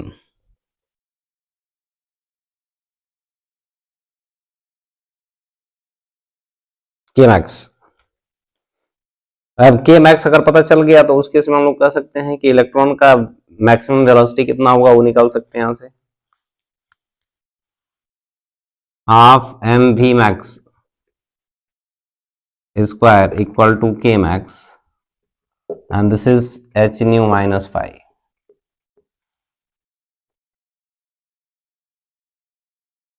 तो यहां से वी मैक्स का वैल्यू, ये मास ऑफ इलेक्ट्रॉन है, यहाँ वी मैक्स का वैल्यू हम लोग निकाल सकते हैं, मैक्सिमम स्पीड ऑफ इलेक्ट्रॉन, जिसमें मैक्सिमम काइनेटिक एनर्जी, अभी जो काइनेटिक एनर्जी मैक्सिमम हम लोग लिख रहे थे, इसमें के मैक्स वर्सेस अगर फ्रीक्वेंसी ग्राफ हम लोग बनाते हैं तो उस केस में हम लोगों का ये लीनियर ग्राफ बनेगा। के मैक्स और फ्रीक्वेंसी के बीच में लीनियर ग्राफ होगा, और इसमें इंटरसेप्ट हम लोगों का जो भी के एक्सिस पर है -5 दिखेगा when new not is 0। But new not जब हम लोगों का 0 होगा, लेकिन फ्रीक्वेंसी न्यू नॉट से हमेशा ज्यादा ही होना चाहिए, इसलिए न्यू नॉट से ज्यादा फ्रीक्वेंसी के लिए हम लोगों का काइनेटिक एनर्जी आएगा। इसके लिए नेगेटिव काइनेटिक एनर्जी तो नहीं हो सकता, काइनेटिक एनर्जी का वैल्यू नेगेटिव नहीं हो सकता है, इसलिए हम लोग ग्राफ को नेगेटिव में नहीं दिखाएंगे, जो भी हम लोगों का ग्राफ है उस पॉजिटिव में। और यहाँ पर इस लाइन का स्लोप ऐसे दे रहा है, यानी कि tan theta equal to h which is constant. That means कि डिफरेंट मेटल्स, जैसे यहाँ पर दो मेटल्स के लिए दिखाया, मेटल 1 और मेटल 2, तो इसमें हम लोगों का थीटा 1 और थीटा 2, एक्चुअली tan थीटा 1 और tan थीटा 2 दोनों h होगा। यहाँ पर tan थीटा 1 और tan थीटा 2 ये दोनों h है। इसका मतलब यह है कि थीटा 1 और थीटा 2 दोनों बराबर होगा। दैट मीन्स कि डिफरेंट मेटल्स के लिए भी अगर ये ग्राफ बनाते हैं हम लोग, तो दोनों सभी मेटल्स के लिए जो लाइंस बनेंगी वो हम लोगों की पैरेलल लाइंस होंगी, सबका स्लोप एक ही रहेगा। और ये हम लोगों का threshold frequency for metal 1, this one is threshold frequency for metal 2। और ये निगेटिव डायरेक्शन में जो इंटरसेप्ट दिखाया गया है, ये हम लोगों का बेसिकली इतना वैल्यू जो दे रहा है वो work function of the metal देता है। इसमें दो हम लोगों का है, ये सेकेंड मेटल के लिए है और ये फर्स्ट मेटल के लिए, तो ये work function of the metal हम लोगों को दे देगा। तो दिस इज के मैक्स वर्सेस फ्रीक्वेंसी ग्राफ। इसी के मैक्स वर्सेस अगर लेमडा ग्राफ बनाया जाएगा तो के मैक्स वर्सेस लेमडा ग्राफ, ये लेमडा हो गया और ये है के मैक्स। तो इसमें हम लोग कह सकते हैं कि जो लेमडा होगा इस लेमडा नॉट से हमेशा कम ही रहना चाहिए। तो if this is tending to 0 then this value tending to infinity, यानी के मैक्स इंफिनिटी को टेंड करेगा। और जब ये लेमडा नॉट को टेंड करेगा तो ये के मैक्स का वैल्यू 0 को टेंड करेगा। तो इस केस में हम लोग कहते हैं कि यहाँ से ये जब 0 है लेमडा का वैल्यू तो उस समय इंफिनिटी को टेंड कर रहा है, और ये हम लोगों का जब लेमडा नॉट पहुंचेगा तो के मैक्स का वैल्यू 0 हो जाएगा। इसके बियॉन्ड अब ग्राफ हम लोग नहीं बना सकते, क्योंकि हम लोगों का लेमडा का वैल्यू लेमडा नॉट से हमेशा छोटा ही रहना चाहिए। तो ये हम लोगों का के मैक्स वर्सेस लेमडा ग्राफ हो गया। नेक्स्ट कुछ इंपॉर्टेंट पॉइंट्स हम लोगों के फोटो इलेक्ट्रिक इमिशन से रिलेटेड या फोटो इमिशन से रिलेटेड। हाँ, पहला पॉइंट हम लोगों का फोटो इफिशियंसी और quantum efficiency of metal surface. ये फोटो इफिशियंसी या मेटल इफिशियंसी हम लोगों का क्या है, sorry quantum efficiency of metal surface हम लोगों का, कि जब हम लोगों का इलेक्ट्रॉन इमिट होता है और फोटोन जो इंसिडेंट हो रहा है, तो फोटोन की वजह से हम लोगों का इलेक्ट्रॉन इमिट हुआ। तो इसमें हम लोगों का जरूरी नहीं है कि हर एक इलेक्ट्रॉन हम लोगों का फोटोन इमिट ही कर पाए, क्योंकि इसमें हो सकता है कि हम लोगों का जो भी इस तरह से है एक फोटोन इंसिडेंट हुआ और ये टाइटली बाउंड इलेक्ट्रॉन था, तो हो सकता है कि इसका टोटल एनर्जी मिलने के बाद भी यहां से फ्री ना हो पाए। दैट मीन्स कि इसका टोटल एनर्जी इसको हम लोगों का कैपेबल नहीं है इस टाइटली बाउंड इलेक्ट्रॉन को निकालने के लिए। कुछ इलेक्ट्रॉन होगा जिसकी वजह से, सॉरी कुछ फोटॉन्स होगा जिसकी वजह से इलेक्ट्रॉन यहां से इमिट होगा। तो जितना फोटोन इंसिडेंट होता है उतने इलेक्ट्रॉन हम लोगों के नहीं निकलते हैं, ये हमेशा कम होते हैं। Number of emitted photons, sorry emitted electrons is always less than number of incident photons. तो ये हम लोगों का रेशियो जो होता है number of emitted electrons by total number of incident photons, इसी रेशियो को हम लोग बोलते हैं क्वांटम इफिशियंसी। और इसमें 100 से मल्टीप्लाई कर देते हैं तो ये हम लोगों का परसेंटेज इफिशियंसी देता है। तो इसमें हर एक फोटोन हम लोगों का इलेक्ट्रॉन को इजेक्ट करने के लिए कैपेबल नहीं होता है, इसीलिए जितने फोटोन इंसिडेंट होते हैं उसका कुछ पार्ट ही हम लोगों का इलेक्ट्रॉन इमिशन होता है। इसलिए हम लोगों का जो इफिशियंसी होता है it is always less than 1। जैसे मेटल सरफेस हम लोगों का अगर धूप में रखा गया है तो उसमें वो हीट हो जाता है। हीट होने का मतलब क्या है कि उसमें हम लोगों का जो फोटॉन्स थे वो इलेक्ट्रॉन्स जो भी हम लोगों के थे या उसमें अब्जॉर्ब हो गया मेटल में, और जिसकी वजह से उसका टेम्परेचर हम लोगों का राइज कर जाता है और उसमें कम ही फोटॉन्स हम लोगों के वहां से, सॉरी इलेक्ट्रॉन वहां से बाहर निकल रहे होते हैं। तीसरा, number of ejected electrons directly proportional to number of incident photons. इसका मतलब ये है कि जितना हम लोगों का नंबर ऑफ इंसिडेंट फोटॉन्स बढ़ेगा इलेक्ट्रॉन इमिशन का नंबर उतना ही बढ़ेगा। जैसे पहले हम लोग मान लेते हैं कि सरफेस पर 100 फोटॉन्स इंसिडेंट हम लोग कराए तो 10 इलेक्ट्रॉन वहां से इमिट हुए। अब 200 फोटॉन्स अगर इंसिडेंट कराएंगे तो उसी के प्रोपोर्शन में लगभग हम लोगों का इंक्रीज करेगा नंबर ऑफ इमिटेड इलेक्ट्रॉन्स। तो 200 के करस्पॉन्डिंग हम लोगों का और ज्यादा इलेक्ट्रॉन निकलेगा। 100 से हम लोगों का 10 निकल रहा था, अब 200 से और ज्यादा इलेक्ट्रॉन निकलेगा। इसीलिए हम लोग कहते हैं कि नंबर ऑफ इमिटेड इलेक्ट्रॉन्स अगर बढ़ेगा, sorry number of incident photons, तो नंबर ऑफ इमिटेड इलेक्ट्रॉन्स भी बढ़ेगा। अब नंबर ऑफ इंसिडेंट फोटॉन्स किस पे डिपेंड कर रहा था? जो रेडिएशन होता है हम लोगों का उसके इंटेंसिटी पर, क्योंकि इसमें नंबर ऑफ इंसिडेंट फोटॉन्स जो भी है इंटेंसिटी से ही डिसाइड हो रहा है कि number of incident photons directly proportional to intensity of radiation. यानी कि रेडिएशन का इंटेंसिटी अगर बढ़ाते हैं कीपिंग द फ्रीक्वेंसी कांस्टेंट, यानी फ्रीक्वेंसी हम लोग चेंज नहीं कर रहे हैं, उस केस में अगर इंटेंसिटी बढ़ाया गया है इसका मतलब हम लोगों के नंबर ऑफ इंसिडेंट फोटॉन्स बढ़ जाएंगे। और नंबर ऑफ इंसिडेंट फोटॉन्स अगर बढ़ेंगे तो नंबर ऑफ इमिटेड इलेक्ट्रॉन्स भी बढ़ जाएंगे। तो ये हम लोगों का इंस्टेंट इमिशन ऑफ इलेक्ट्रॉन्स, यानी कि फोटो इमिशन हम लोगों का क्या होता है, इंस्टेंट होता है। जैसे ही रेडिएशन गिरेगा वैसे ही इलेक्ट्रॉन का इमिशन भी शुरू हो जाएगा, यानी कि there is no time lag, इसीलिए बोलते हैं हम लोग there is no time lag. तो ये हम लोगों का कोई टाइम लैग नहीं होता है। हम लोगों का ये है कि जैसे कोई मेटेलिक सरफेस हम लोगों का रेडिएशन जब इंसिडेंट हो रहा था तब फोटो इलेक्ट्रॉन इमिट हो रहे थे, तो उस केस में हम लोगों का ये जो मेटल है जिंक, कैडमियम, मैग्नीशियम, ये हम लोगों का सिर्फ अल्ट्रावायलेट रेडिएशन को ही रिस्पॉन्ड करता है, यानी कि इसमें सिर्फ अल्ट्रावायलेट रेडिएशन पड़ता है तभी इलेक्ट्रॉन का इमिशन होता है। लेकिन ये जो कुछ एल्कली मेटल्स हैं, लिथियम है, sodium, potassium, caesium, cadmium, sorry rubidium, ये हम लोगों का इस तरह के एल्कली मेटल्स में हम लोग का अगर लाइट भी इंसिडेंट होता है तो इसमें इलेक्ट्रॉन का इमिशन होने लगता है। तो they are even sensitive to light. Light से निकल जाएगा, अगर निकलेगा तो अल्ट्रावायलेट से तो निकल ही जाएगा, क्योंकि लाइट का जो फ्रीक्वेंसी है और इस अल्ट्रावायलेट का फ्रीक्वेंसी, तो अल्ट्रावायलेट का लाइट से तो ज्यादा ही है।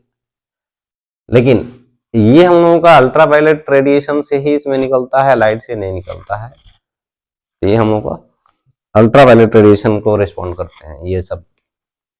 और ये सिर्फ इतना ही नहीं, बहुत सारे हो सकते हैं। ये नेक्स्ट थिंग हम लोग का experimental observation of photo electric effect. भाई इसमें हम लोगों का जो apparatus photo electric effect observation के लिए जो एक्सपेरिमेंटल सेटअप था उसमें क्या था, एक इवैक्यूएटेड ग्लास ट्यूब था जिसमें हम लोगों का दो प्लेट, जिसको हम लोग एक में फोटो सेंसिटिव प्लेट जिसको कैथोड और इमिटर बोलते हैं, और दूसरा उसके सामने हम लोगों का एक और another plate which is called anode और कलेक्टर। और इस फोटो सेंसिटिव प्लेट पर जब हम लोगों का रेडिएशन इंसिडेंट हुआ, अल्ट्रावायलेट रेडिएशन, इसमें एक क्वार्ट्ज विंडो लगाया गया है, थ्रू क्वार्ट्ज विंडो, क्योंकि अब ये क्वार्ट्ज विंडो अगर है और हम लोगों का अल्ट्रावायलेट रेडिएशन, अगर ग्लास होता तो अल्ट्रावायलेट रेडिएशन को ग्लास हम लोगों का पास नहीं होने देता है, इसलिए यहाँ पर क्वार्ट्ज विंडो अप्लाई किए हुए हैं। और ये इवैक्यूएटेड ग्लास ट्यूब, तो क्वार्ट्ज विंडो से हम लोगों का अल्ट्रावायलेट रेडिएशन पास कर जाता है, ग्लास होता तो ये पास नहीं कर पाता, इसलिए यहाँ पर क्वार्ट्ज विंडो हम लोग लगाते हैं। तो जब इस पे हम लोग का अल्ट्रावायलेट रेडिएशन इंसिडेंट हुआ, यहाँ से इलेक्ट्रॉन निकल करके और इस प्लेट तक पहुंचना शुरू की, और इन दोनों प्लेट को एक्सटर्नली एक वोल्टेज से कनेक्ट किया हुआ है, दिस वोल्टेज। अब ये वोल्टेज का पोलैरिटी इधर हाई पोटेंशियल इधर लो पोटेंशियल अभी दिखाया गया है, यानी कि इसके रेस्पेक्ट में ये अभी हायर पोटेंशियल पर है। अभी ये हम लोग का जो एनोड है वो अभी कैथोड के रेस्पेक्ट में हायर पोटेंशियल पर, यानी कि इधर हायर पोटेंशियल इधर lower potential. This is accelerating voltage, इसको हम लोग V लिख लें, that is applied voltage is V।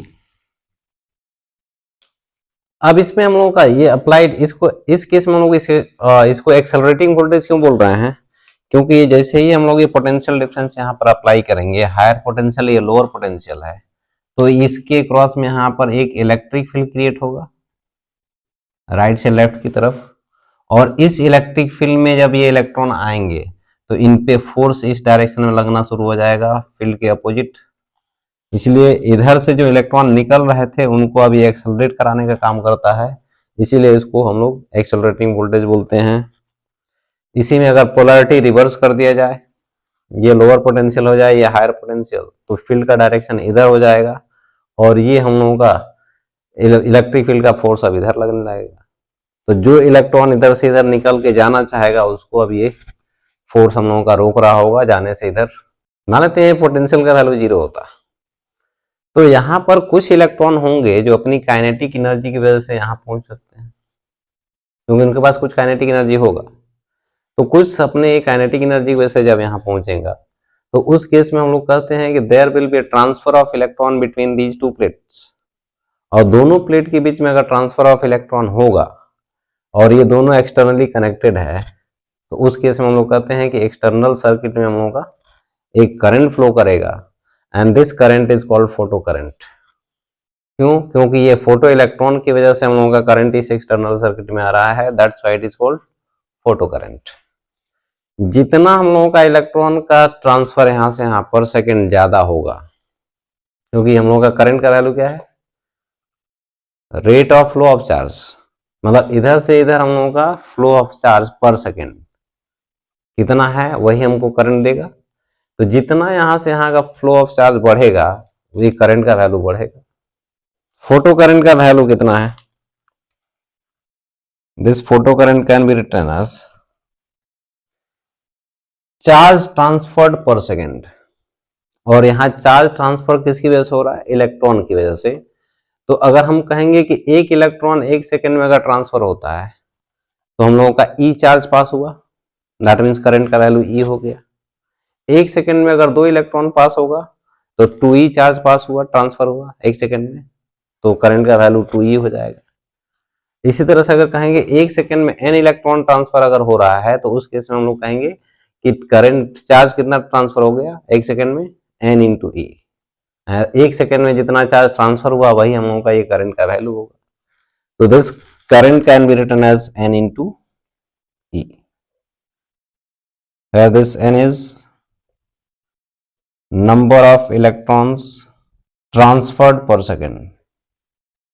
ये नंबर ऑफ इलेक्ट्रॉन ट्रांसफर पर सेकंड जो भी हम लोगों के वही हम लोगों का करंट का वैल्यू यहाँ पर एक्सटर्नल सर्किट में बताएगा। अब ये करंट का वैल्यू बढ़ेगा कब? तो उस केस में अगर हम लोग देखें यहाँ पर ये फ्रीक्वेंसी, यहाँ पर ये वेवलेंथ और ये इंटेंसिटी ऑफ रेडिएशन है, इनमें हम लोग चेंज नहीं करते हैं। इस एक्सेलरेटिंग वोल्टेज का वैल्यू अगर बढ़ाया जाए तो एक्सेलरेट होने के बाद मतलब हम लोग कहेंगे कि इलेक्ट्रॉन और जल्दी पहुंचना शुरू करेंगे। तो एक्सेलरेटिंग वोल्टेज का वैल्यू अगर बढ़ाते जाते हैं तो उस केस में यहाँ पर rate of transfer of charge पर सेकेंड जो भी था वो इंक्रीज होगा, यानी कि और हम लोगों का जल्दी जल्दी इलेक्ट्रॉन पहुंचेगा, इसलिए इस करंट का वैल्यू अब इंक्रीज होगा। तो ये पोटेंशियल बढ़ाने पर हम लोगों का एक्सेलरेटिंग वोल्टेज इस केस में जब इंक्रीज करते हैं तो फोटो करंट का वैल्यू इंक्रीज करता है धीरे धीरे, लेकिन हमेशा इंक्रीज ही नहीं करता रहेगा। एक पॉइंट पर आकर के हम लोगों क्या होता है? सेचुरेट हो जाता है। अब सेचुरेट कब हो जाता है? जब यहां से निकलने वाले इलेक्ट्रॉन सारे के सारे पर सेकंड यहां पहुंचने लगे तो उस केस में हम लोगों का सेचुरेशन आ जाता है। तो वहां पर अब फर्दर अगर हम लोग वोल्टेज उसके बियॉन्ड बढ़ाते हैं तो करंट का वैल्यू ऑलमोस्ट हम लोगों का लगभग कांस्टेंट रहता है, जिसको हम बोलते हैं सेचुरेशन। ये अभी हम लोग देख रहे थे कि यहाँ पर पोटेंशियल का वैल्यू जब हम लोग बढ़ा रहे थे तो उस केस में इलेक्ट्रॉन का ट्रांसफर हम लोगों का तेज हो रहा था, जिसकी वजह से इस करंट का वैल्यू क्या हो रहा है? इंक्रीज हो रहा है। और ये हमेशा इंक्रीज नहीं हो रहा था, उस सेचुरेशन अभी आ रहा था। सेचुरेशन कब आ जाता है? जब एक सेकेंड में यहाँ से जो जितने इलेक्ट्रॉन निकल रहे थे वो सारे के सारे एक सेकेंड में यहाँ पहुंचने लगे, तो उस केस में हम लोगों का सेचुरेशन आ जाता है। तो यहाँ पर जब यहाँ पर पोटेंशियल का वैल्यू 0 था तो कुछ इलेक्ट्रॉन अपने काइनेटिक एनर्जी की वजह से यहाँ पहुंच पा रहे थे, जिसमें हम लोगों का करंट का वैल्यू बहुत स्मॉल रहा होगा। तो लेट अस सपोज कि जब 0 पोटेंशियल है, यानी कि इसके रेस्पेक्ट में ये 0 पोटेंशियल पर है, उस केस में हम लोगों का स्मॉल अमाउंट ऑफ करंट कुछ रहा यहाँ पर। अब इसमें हम लोग वोल्टेज का वैल्यू बढ़ाना शुरू किए इस डायरेक्शन में, यानी कि इसके रेस्पेक्ट में ये पॉजिटिव पोटेंशियल हम लोगों का बढ़ने लगा, यानी कि हायर पोटेंशियल पर, और इसका वैल्यू बढ़ाने लगे। तो उस केस में हम लोगों का इलेक्ट्रॉन और फास्ट होना शुरू हो गया। तो ये करंट का वैल्यू धीरे धीरे इंक्रीज किया और एक पार्टिकुलर वोल्टेज के बियॉन्ड में लगभग क्या हो गया? ये constant. This almost constant value is called saturation current, यानी सैचुरेट हो जाता है। यानी इसके बियॉन्ड अगर वोल्टेज हम बढ़ा रहे हैं तो करंट में बहुत ज्यादा चेंज नहीं आ रहा है। दिस इज मैक्सिमम वैल्यू और सैचुरेशन करंट कहलाता है। ये तो था कि हम लोग इसको इसके रेस्पेक्ट में पॉजिटिव पोटेंशियल हम लोगों का बढ़ा रहे थे तब हो रहा था। अब इसमें पोलैरिटी हम लोग रिवर्स किए, या इसके रेस्पेक्ट में हम लोग कहेंगे कि इसको नेगेटिव में ले जाए, तो इसको पोलैरिटी को रिवर्स कर दें तो ये हायर पोटेंशियल हो जाएगा और ये लोअर पोटेंशियल हो जाएगा। और उस केस में हम लोग वोल्टेज को बढ़ा रहे हैं, दैट मीन्स इसके रेस्पेक्ट में नेगेटिव पोटेंशियल में जा रहा है, तो अभी ये हायर पोटेंशियल होगा और ये लोअर। उस केस में हम लोगों का इलेक्ट्रिक फील्ड इधर से इधर बनेगा और इलेक्ट्रॉन पे फोर्स इधर लगेगा, यानी कि इधर जो इलेक्ट्रॉन यहाँ से यहाँ जा रहा था अब इसको इधर जाने से रोक रहा था, तो जब हम लोगों का इलेक्ट्रॉन इधर से जाने से अगर रोका जाएगा तो इसमें ट्रांसफर हम लोगों का पर सेकंड और कम होता जाएगा।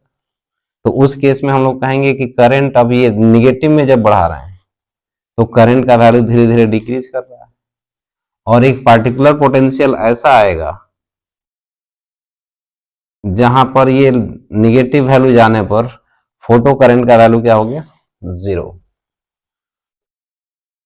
निगेटिव में हम लोग इसका वैल्यू इतना बढ़ा देंगे ताकि इसमें जो यहां से जो इलेक्ट्रॉन यहां पहुंच रहा था वो भी ना पहुंच पाए। तो उस केस में हम लोग का जब कोई इलेक्ट्रॉन नहीं पहुंच पाएगा तो उस केस में करंट का वैल्यू 0 हो जाएगा। तो this stopping potential which is called V not, जिस रिटार्डिंग पोटेंशियल पर यहां करंट हम लोगों का 0 हो गया, this retarding potential is called stopping potential. ये रिटार्डिंग पोटेंशियल हम लोगों का स्टॉपिंग पोटेंशियल कहलाता है। और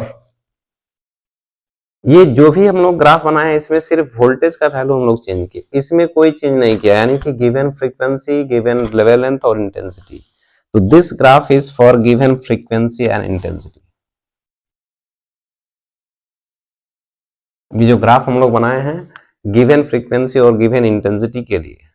अभी हम लोग ये स्टॉपिंग पोटेंशियल बोल रहे थे, इस स्टॉपिंग पोटेंशियल का वैल्यू कितना होगा, ये उतना रिटार्डिंग पोटेंशियल होना चाहिए कि यहां से मैक्सिमम काइनेटिक एनर्जी का जो इलेक्ट्रॉन निकला था वो भी यहां नहीं पहुंच पाया। दैट मीन्स यहां पहुंचने से पहले उसका वेलोसिटी क्या हो गया, 0। तो उस केस में हम लोग कहेंगे कि इसका सारा काइनेटिक एनर्जी जो था हम लोगों का पोटेंशियल एनर्जी में कन्वर्ट हो गया, क्योंकि इलेक्ट्रिक फील्ड की वजह से फोर्स लग रहा था। तो उस केस में हम लोग स्टॉपिंग पोटेंशियल का वैल्यू कितना बोले, ये पोटेंशियल हम लोग का स्टॉपिंग वाला है V नॉट। तो लेट अस सपोज कि यहां से यहां जो डिस्टेंस हम लोगों का था और ये इलेक्ट्रॉन जब इधर जा रहा होगा तो उस समय इस पे फोर्स तो इधर लग रहा होगा, Fe which is E into electric field. और लेट अस सपोज कि यहां से यहां ये डिस्टेंस क्या है, D। तो इस पे वर्क करने वाला सिर्फ यही फोर्स होगा, इस इलेक्ट्रॉन पे वर्क करने वाला सिर्फ यही फोर्स होगा। तो हम लोग कहेंगे कि ये net work done by this force equal to change in kinetic energy. और यहां पर काइनेटिक एनर्जी 0 हो गया, यहां पर K मैक्स था, तो final is 0, initial is K max, this is change in kinetic energy. और नेट वर्क डन कितना, तो फोर्स इधर लग रहा है, डिस्प्लेसमेंट इधर हो रहा है, तो net work done is negative. तो यहां पर हम लोग कह सकते हैं since delta K equal to net work done 0 minus K max, and this is minus QE, that is E into electric field into D, यानी कि K max का वैल्यू हम लोगों का कितना आ गया, E into E into D, और electric field into this distance is called potential difference which is V naught। तो इसको हम लोग बोल सकते हैं K max equal to E into V naught। This implies that V naught is K max divided by E। इसको बोलते हैं हम लोग स्टॉपिंग पोटेंशियल। ये स्टॉपिंग पोटेंशियल का वैल्यू हो गया। और K मैक्स अभी थोड़ी देर पहले लिखे थे h न्यू माइनस 5, तो इस केस में हम लोग क्या लिख सकते हैं इसको, this can also be written as V naught equal to h nu minus 5 divided by E, और V naught equal to h by E times nu minus 5 by E। और ये stopping potential versus frequency graph अगर बनाते हैं तो बिल्कुल वैसे ही graph बनेगा जैसे K max versus frequency graph बना था। ये है स्टॉपिंग पोटेंशियल। तो इसमें जब ग्राफ बनाएंगे हम लोग तो ग्राफ बिल्कुल सिमिलर टाइप हम लोगों का बन रहा होगा। और इधर जो हम लोगों का दिख रहा है ये हम लोगों का वैल्यू है negative intercept which is 5 divided by E, और इसमें जो स्लोप मिलेगा tan theta, this slope tan theta is h divided by E, जो कि ये भी कांस्टेंट ही है फॉर ऑल मेटल्स, क्योंकि ना तो डिफरेंट मेटल के लिए एच चेंज हो सकता है, ना ही ई चेंज हो सकता है। तो जितने भी डिफरेंट मेटल के लिए stopping potential versus frequency graph बनेगा, उन सब के लिए स्लोप का वैल्यू भी सेम ही आएगा। तो this is stopping potential, this is important formula. इसी में अगर हम लोग अब ये इफ इंटेंसिटी और फ्रीक्वेंसी, ये इन दोनों का इफेक्ट अगर इस पर देखते हैं फोटो करंट पर, तो उसमें क्या हो रहा है, अगर हम लोग इंटेंसिटी बढ़ा देते हैं तो नंबर ऑफ इंसिडेंट फोटोन बढ़ेंगे, नंबर ऑफ इमिटेड इलेक्ट्रॉन्स भी बढ़ जाएंगे, और इमिटेड इलेक्ट्रॉन्स अगर बढ़ गए तो यहाँ पर ये सेचुरेशन कब आया था, जब यहाँ से यहाँ सारा इलेक्ट्रॉन पर सेकेंड निकलने वाला सारा इलेक्ट्रॉन पहुंचने लगे पर सेकेंड। तो जब इंटेंसिटी नहीं बढ़ा रहे थे तो उस समय कुछ इलेक्ट्रॉन यहाँ ट्रांसफर हुए थे पर सेकेंड मैक्सिमम। अब इंटेंसिटी बढ़ाए तो नंबर ऑफ इलेक्ट्रॉन्स यहाँ जो निकल रहे थे वो बढ़ गए, इसलिए अब हम लोगों का ये मैक्सिमम करंट का वैल्यू भी अब वो पहले से इंक्रीज हो जाएगा। तो ये सेचुरेशन करंट अब कहीं यहाँ पर हम लोगों को मिलेगा। लेकिन फ्रीक्वेंसी अगर चेंज नहीं हुआ है तो के मैक्स जो भी इलेक्ट्रॉन का होगा वो तो सेम ही रह जाएगा। और इसी को रोकने के लिए हम लोग रिटार्डिंग पोटेंशियल लगा रहे थे, जिसको स्टॉपिंग पोटेंशियल बोले थे। ये रिटार्डिंग पोटेंशियल हम लोगों का था, जो कि स्टॉपिंग पोटेंशियल है। तो के मैक्स को ही यहाँ पर पहुंचने से रोकने के लिए हम लोग ये लगा रहे थे रिटार्डिंग पोटेंशियल। तो जब के मैक्स चेंज नहीं होगा तो इसको रोकने वाला जो रिटार्डिंग पोटेंशियल है वो भी चेंज नहीं होगा। दैट मीन्स कि इस स्टॉपिंग पोटेंशियल में कोई चेंज नहीं आता है, और नया जो सेचुरेशन करंट होगा वो हम लोगों का पहले से इंक्रीज हो गया। तो this is called effect of intensity. पहला हम लोगों का था बिना इंटेंसिटी, या पहले जो भी इंटेंसिटी था उसके लिए ग्राफ हम लोगों का ये था, दिस इज I1, और फ्रीक्वेंसी हम लोगों का न्यू था, फ्रीक्वेंसी चेंज नहीं कर रहे हैं। अब इंटेंसिटी बढ़ा के I2 अगर कर देते हैं तो ये सिचुएशन करंट हम लोगों का यहाँ पर कहीं आएगा। लेकिन स्टॉपिंग पोटेंशियल हम लोगों का जो था उसमें कोई चेंज नहीं हो रहा था, तो ये अभी हम लोगों का ग्राफ बिल्कुल ऐसे ही बनेगा, लेकिन अब ये थोड़ा सा हम लोगों का ऊपर। This one is for I2 and frequency is new. This I2 intensity is greater than I1. लेकिन स्टॉपिंग पोटेंशियल का वैल्यू अभी भी वही रहेगा, इसमें कोई चेंज नहीं होना। पहला वाला सिचुएशन करंट हम लोगों का ये था, दूसरा वाला सिचुएशन करंट ये कहीं मिल रहा है। अब हम लोग कह रहे थे कि अगर डायरेक्ट इंटेंसिटी का रिलेशन करंट के साथ देखें तो क्या है, इंटेंसिटी बढ़ाए करंट का वैल्यू क्या हो गया, ये फोटो करंट जो भी था आई मैक्सिमम वैल्यू इसका, सेचुरेशन जो कि कांस्टेंट करंट था ये, तो इसका वैल्यू हम लोगों का बढ़ जाता है। तो उस केस में अगर हम लोग direct current versus intensity graph अगर बनाते हैं, I versus current, this is intensity and this one is I, तो this I is directly proportional to intensity. भाई इंटेंसिटी बढ़ाए करंट बढ़ गया, तो इन दोनों में जो रिलेशन होता है डायरेक्टली प्रोपोर्शन का है, इसलिए ग्राफ हम लोगों का लगभग यहाँ पर straight line passing through origin बनेगा। तो ये effect of intensity on photo current. दूसरा हम लोगों का है इफेक्ट ऑफ फ्रीक्वेंसी। इस फ्रीक्वेंसी को अगर हम बदलते हैं उस केस में, ये नेक्स्ट थिंग हम लोगों का इफेक्ट ऑफ फ्रीक्वेंसी। फ्रीक्वेंसी अगर हमने बढ़ाया तो ये maximum kinetic energy of electron बढ़ जाएगा, लेकिन इंटेंसिटी अगर हम लोग नहीं बढ़ा रहे हैं तो यहाँ नंबर ऑफ इमिटेड इलेक्ट्रॉन्स पर सेकंड जो भी थे, यहाँ नंबर ऑफ इमिटेड इलेक्ट्रॉन्स वो चेंज नहीं होंगे। तो जब यहाँ पर नंबर ऑफ इमिटेड इलेक्ट्रॉन्स जो चेंज नहीं हो रहे हैं, तो इसलिए सेचुरेशन करंट का वैल्यू भी चेंज नहीं करेगा। तो उस केस में हम लोगों का ये सेचुरेशन करंट का वैल्यू चेंज नहीं होता।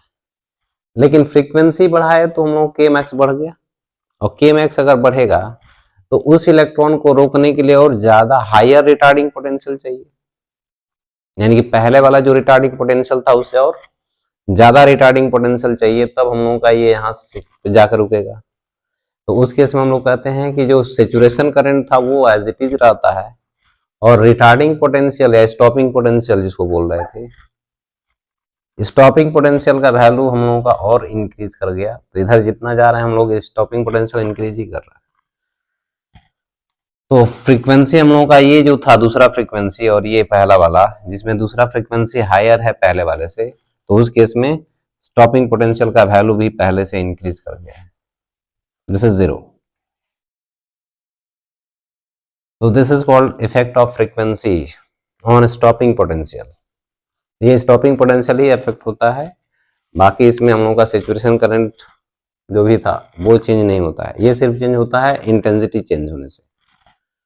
तो यहाँ पर फ्रीक्वेंसी का इफेक्ट स्टॉपिंग पोटेंशियल पर हो गया और यहाँ पर इफ इंटेंसिटी का इफेक्ट सैचुरेशन करंट पर हो गया। स्टॉपिंग पोटेंशियल चेंज नहीं होता इंटेंसिटी से, it is independent of intensity. ये नेक्स्ट हम लोगों का ये नेक्स्ट और लास्ट कॉन्सेप्ट हम लोगों का फोटो इलेक्ट्रिक इफेक्ट में, photo electric effect and wave theory of light. Photo electric effect जो हम लोगों का एक्सपेरिमेंट था, इसको वेव थियरी हम लोगों का जो लाइट का था वो एक्सप्लेन नहीं कर पाया। क्यों, उसको देखते हैं। तो वेव थियरी के अकॉर्डिंग हम लोगों का जो पैरेलल बीम ऑफ लाइट अगर इंसिडेंट होता है तो उस पैरेलल बीम ऑफ लाइट में हम लोगों के वेव फ्रंट्स होंगे। भाई वेव फ्रंट्स हम लोगों का वेव थियरी में पढ़ते हैं, वेव ऑप्टिक्स। तो वेव फ्रंट्स के फॉर्म में हम लोगों का लाइट जब इस पे इंसिडेंट होगा तो उस केस में हम लोग कहेंगे कि इस पूरे सरफेस पर जितना इलेक्ट्रॉन है इन वेव फ्रंट्स की एनर्जी को एब्जॉर्ब करता जाएगा। दैट मीन्स कि हर एक इलेक्ट्रॉन यहाँ पर कंटिन्यूअसली अब एनर्जी एब्जॉर्ब करता जा रहा है।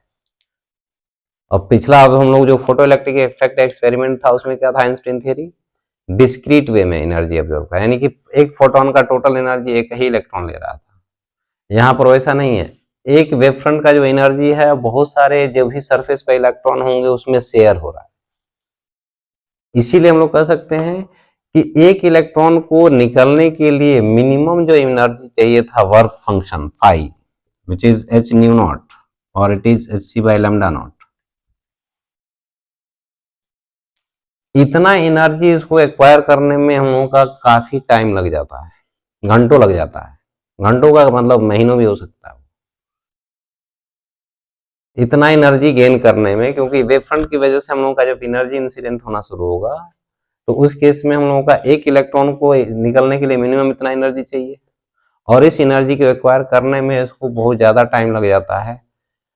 तो उसका मतलब यहाँ पर काफी देर के बाद हम लोगों का इलेक्ट्रॉन निकलना शुरू होगा। जब रेडिएशन यहाँ इंसिडेंट होना शुरू हुआ उसके काफी टाइम बाद इलेक्ट्रॉन निकलेगा। लेकिन एक्सपेरिमेंटल ऑब्जर्वेशन ये था कि जैसे ही रेडिएशन इंसिडेंट हुआ वैसे ही इमिशन हो गया। तो इसीलिए हम लोग कहते हैं कि टाइम लैग। ये वेव थ्योरी के अकॉर्डिंग यहाँ पर इलेक्ट्रॉन का इमिशन कुछ देर बाद होना चाहिए, जिसको हम लोग बोलते हैं टाइम लैग। दूसरा प्रॉब्लम, यहाँ वेव थ्योरी में हम लोगों का अगर इंटेंसिटी बढ़ाते हैं अकॉर्डिंग टू वेव थ्योरी, तो वेव का इंटेंसिटी बढ़ाने का मतलब क्या है कि intensity is directly proportional to amplitude का स्क्वायर।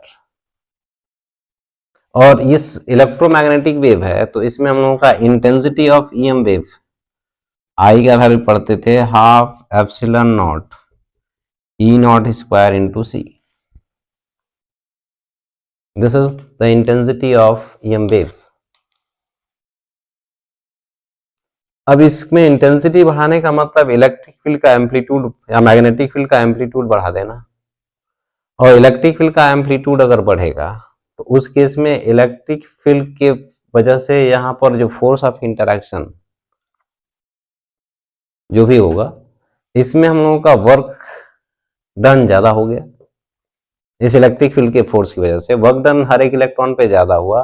दैट मीन्स कि अब हर एक इलेक्ट्रॉन हम लोगों का ज्यादा एनर्जी एक्वायर करेगा और ज्यादा एनर्जी जब एक्वायर करेगा तो उस केस में जब इमिट होगा यहां से तो उसका काइनेटिक एनर्जी भी ज्यादा होगा।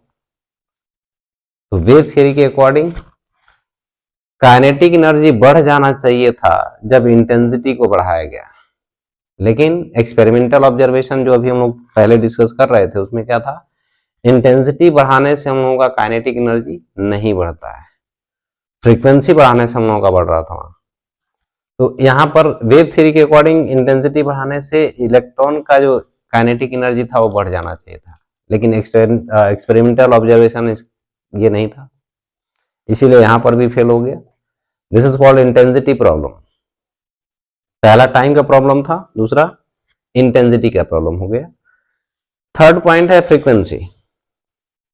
फ्रीक्वेंसी अगर बढ़ाया गया तो फ्रीक्वेंसी बढ़ाने का मतलब ये है कि पहले 1 सेकंड में मान लेते हैं कि 10 यहाँ वेव फ्रंट अगर इंसिडेंट हुए, अब फ्रीक्वेंसी बढ़ा दिए तो अब 1 सेकंड में 10 से ज्यादा इंसिडेंट होंगे।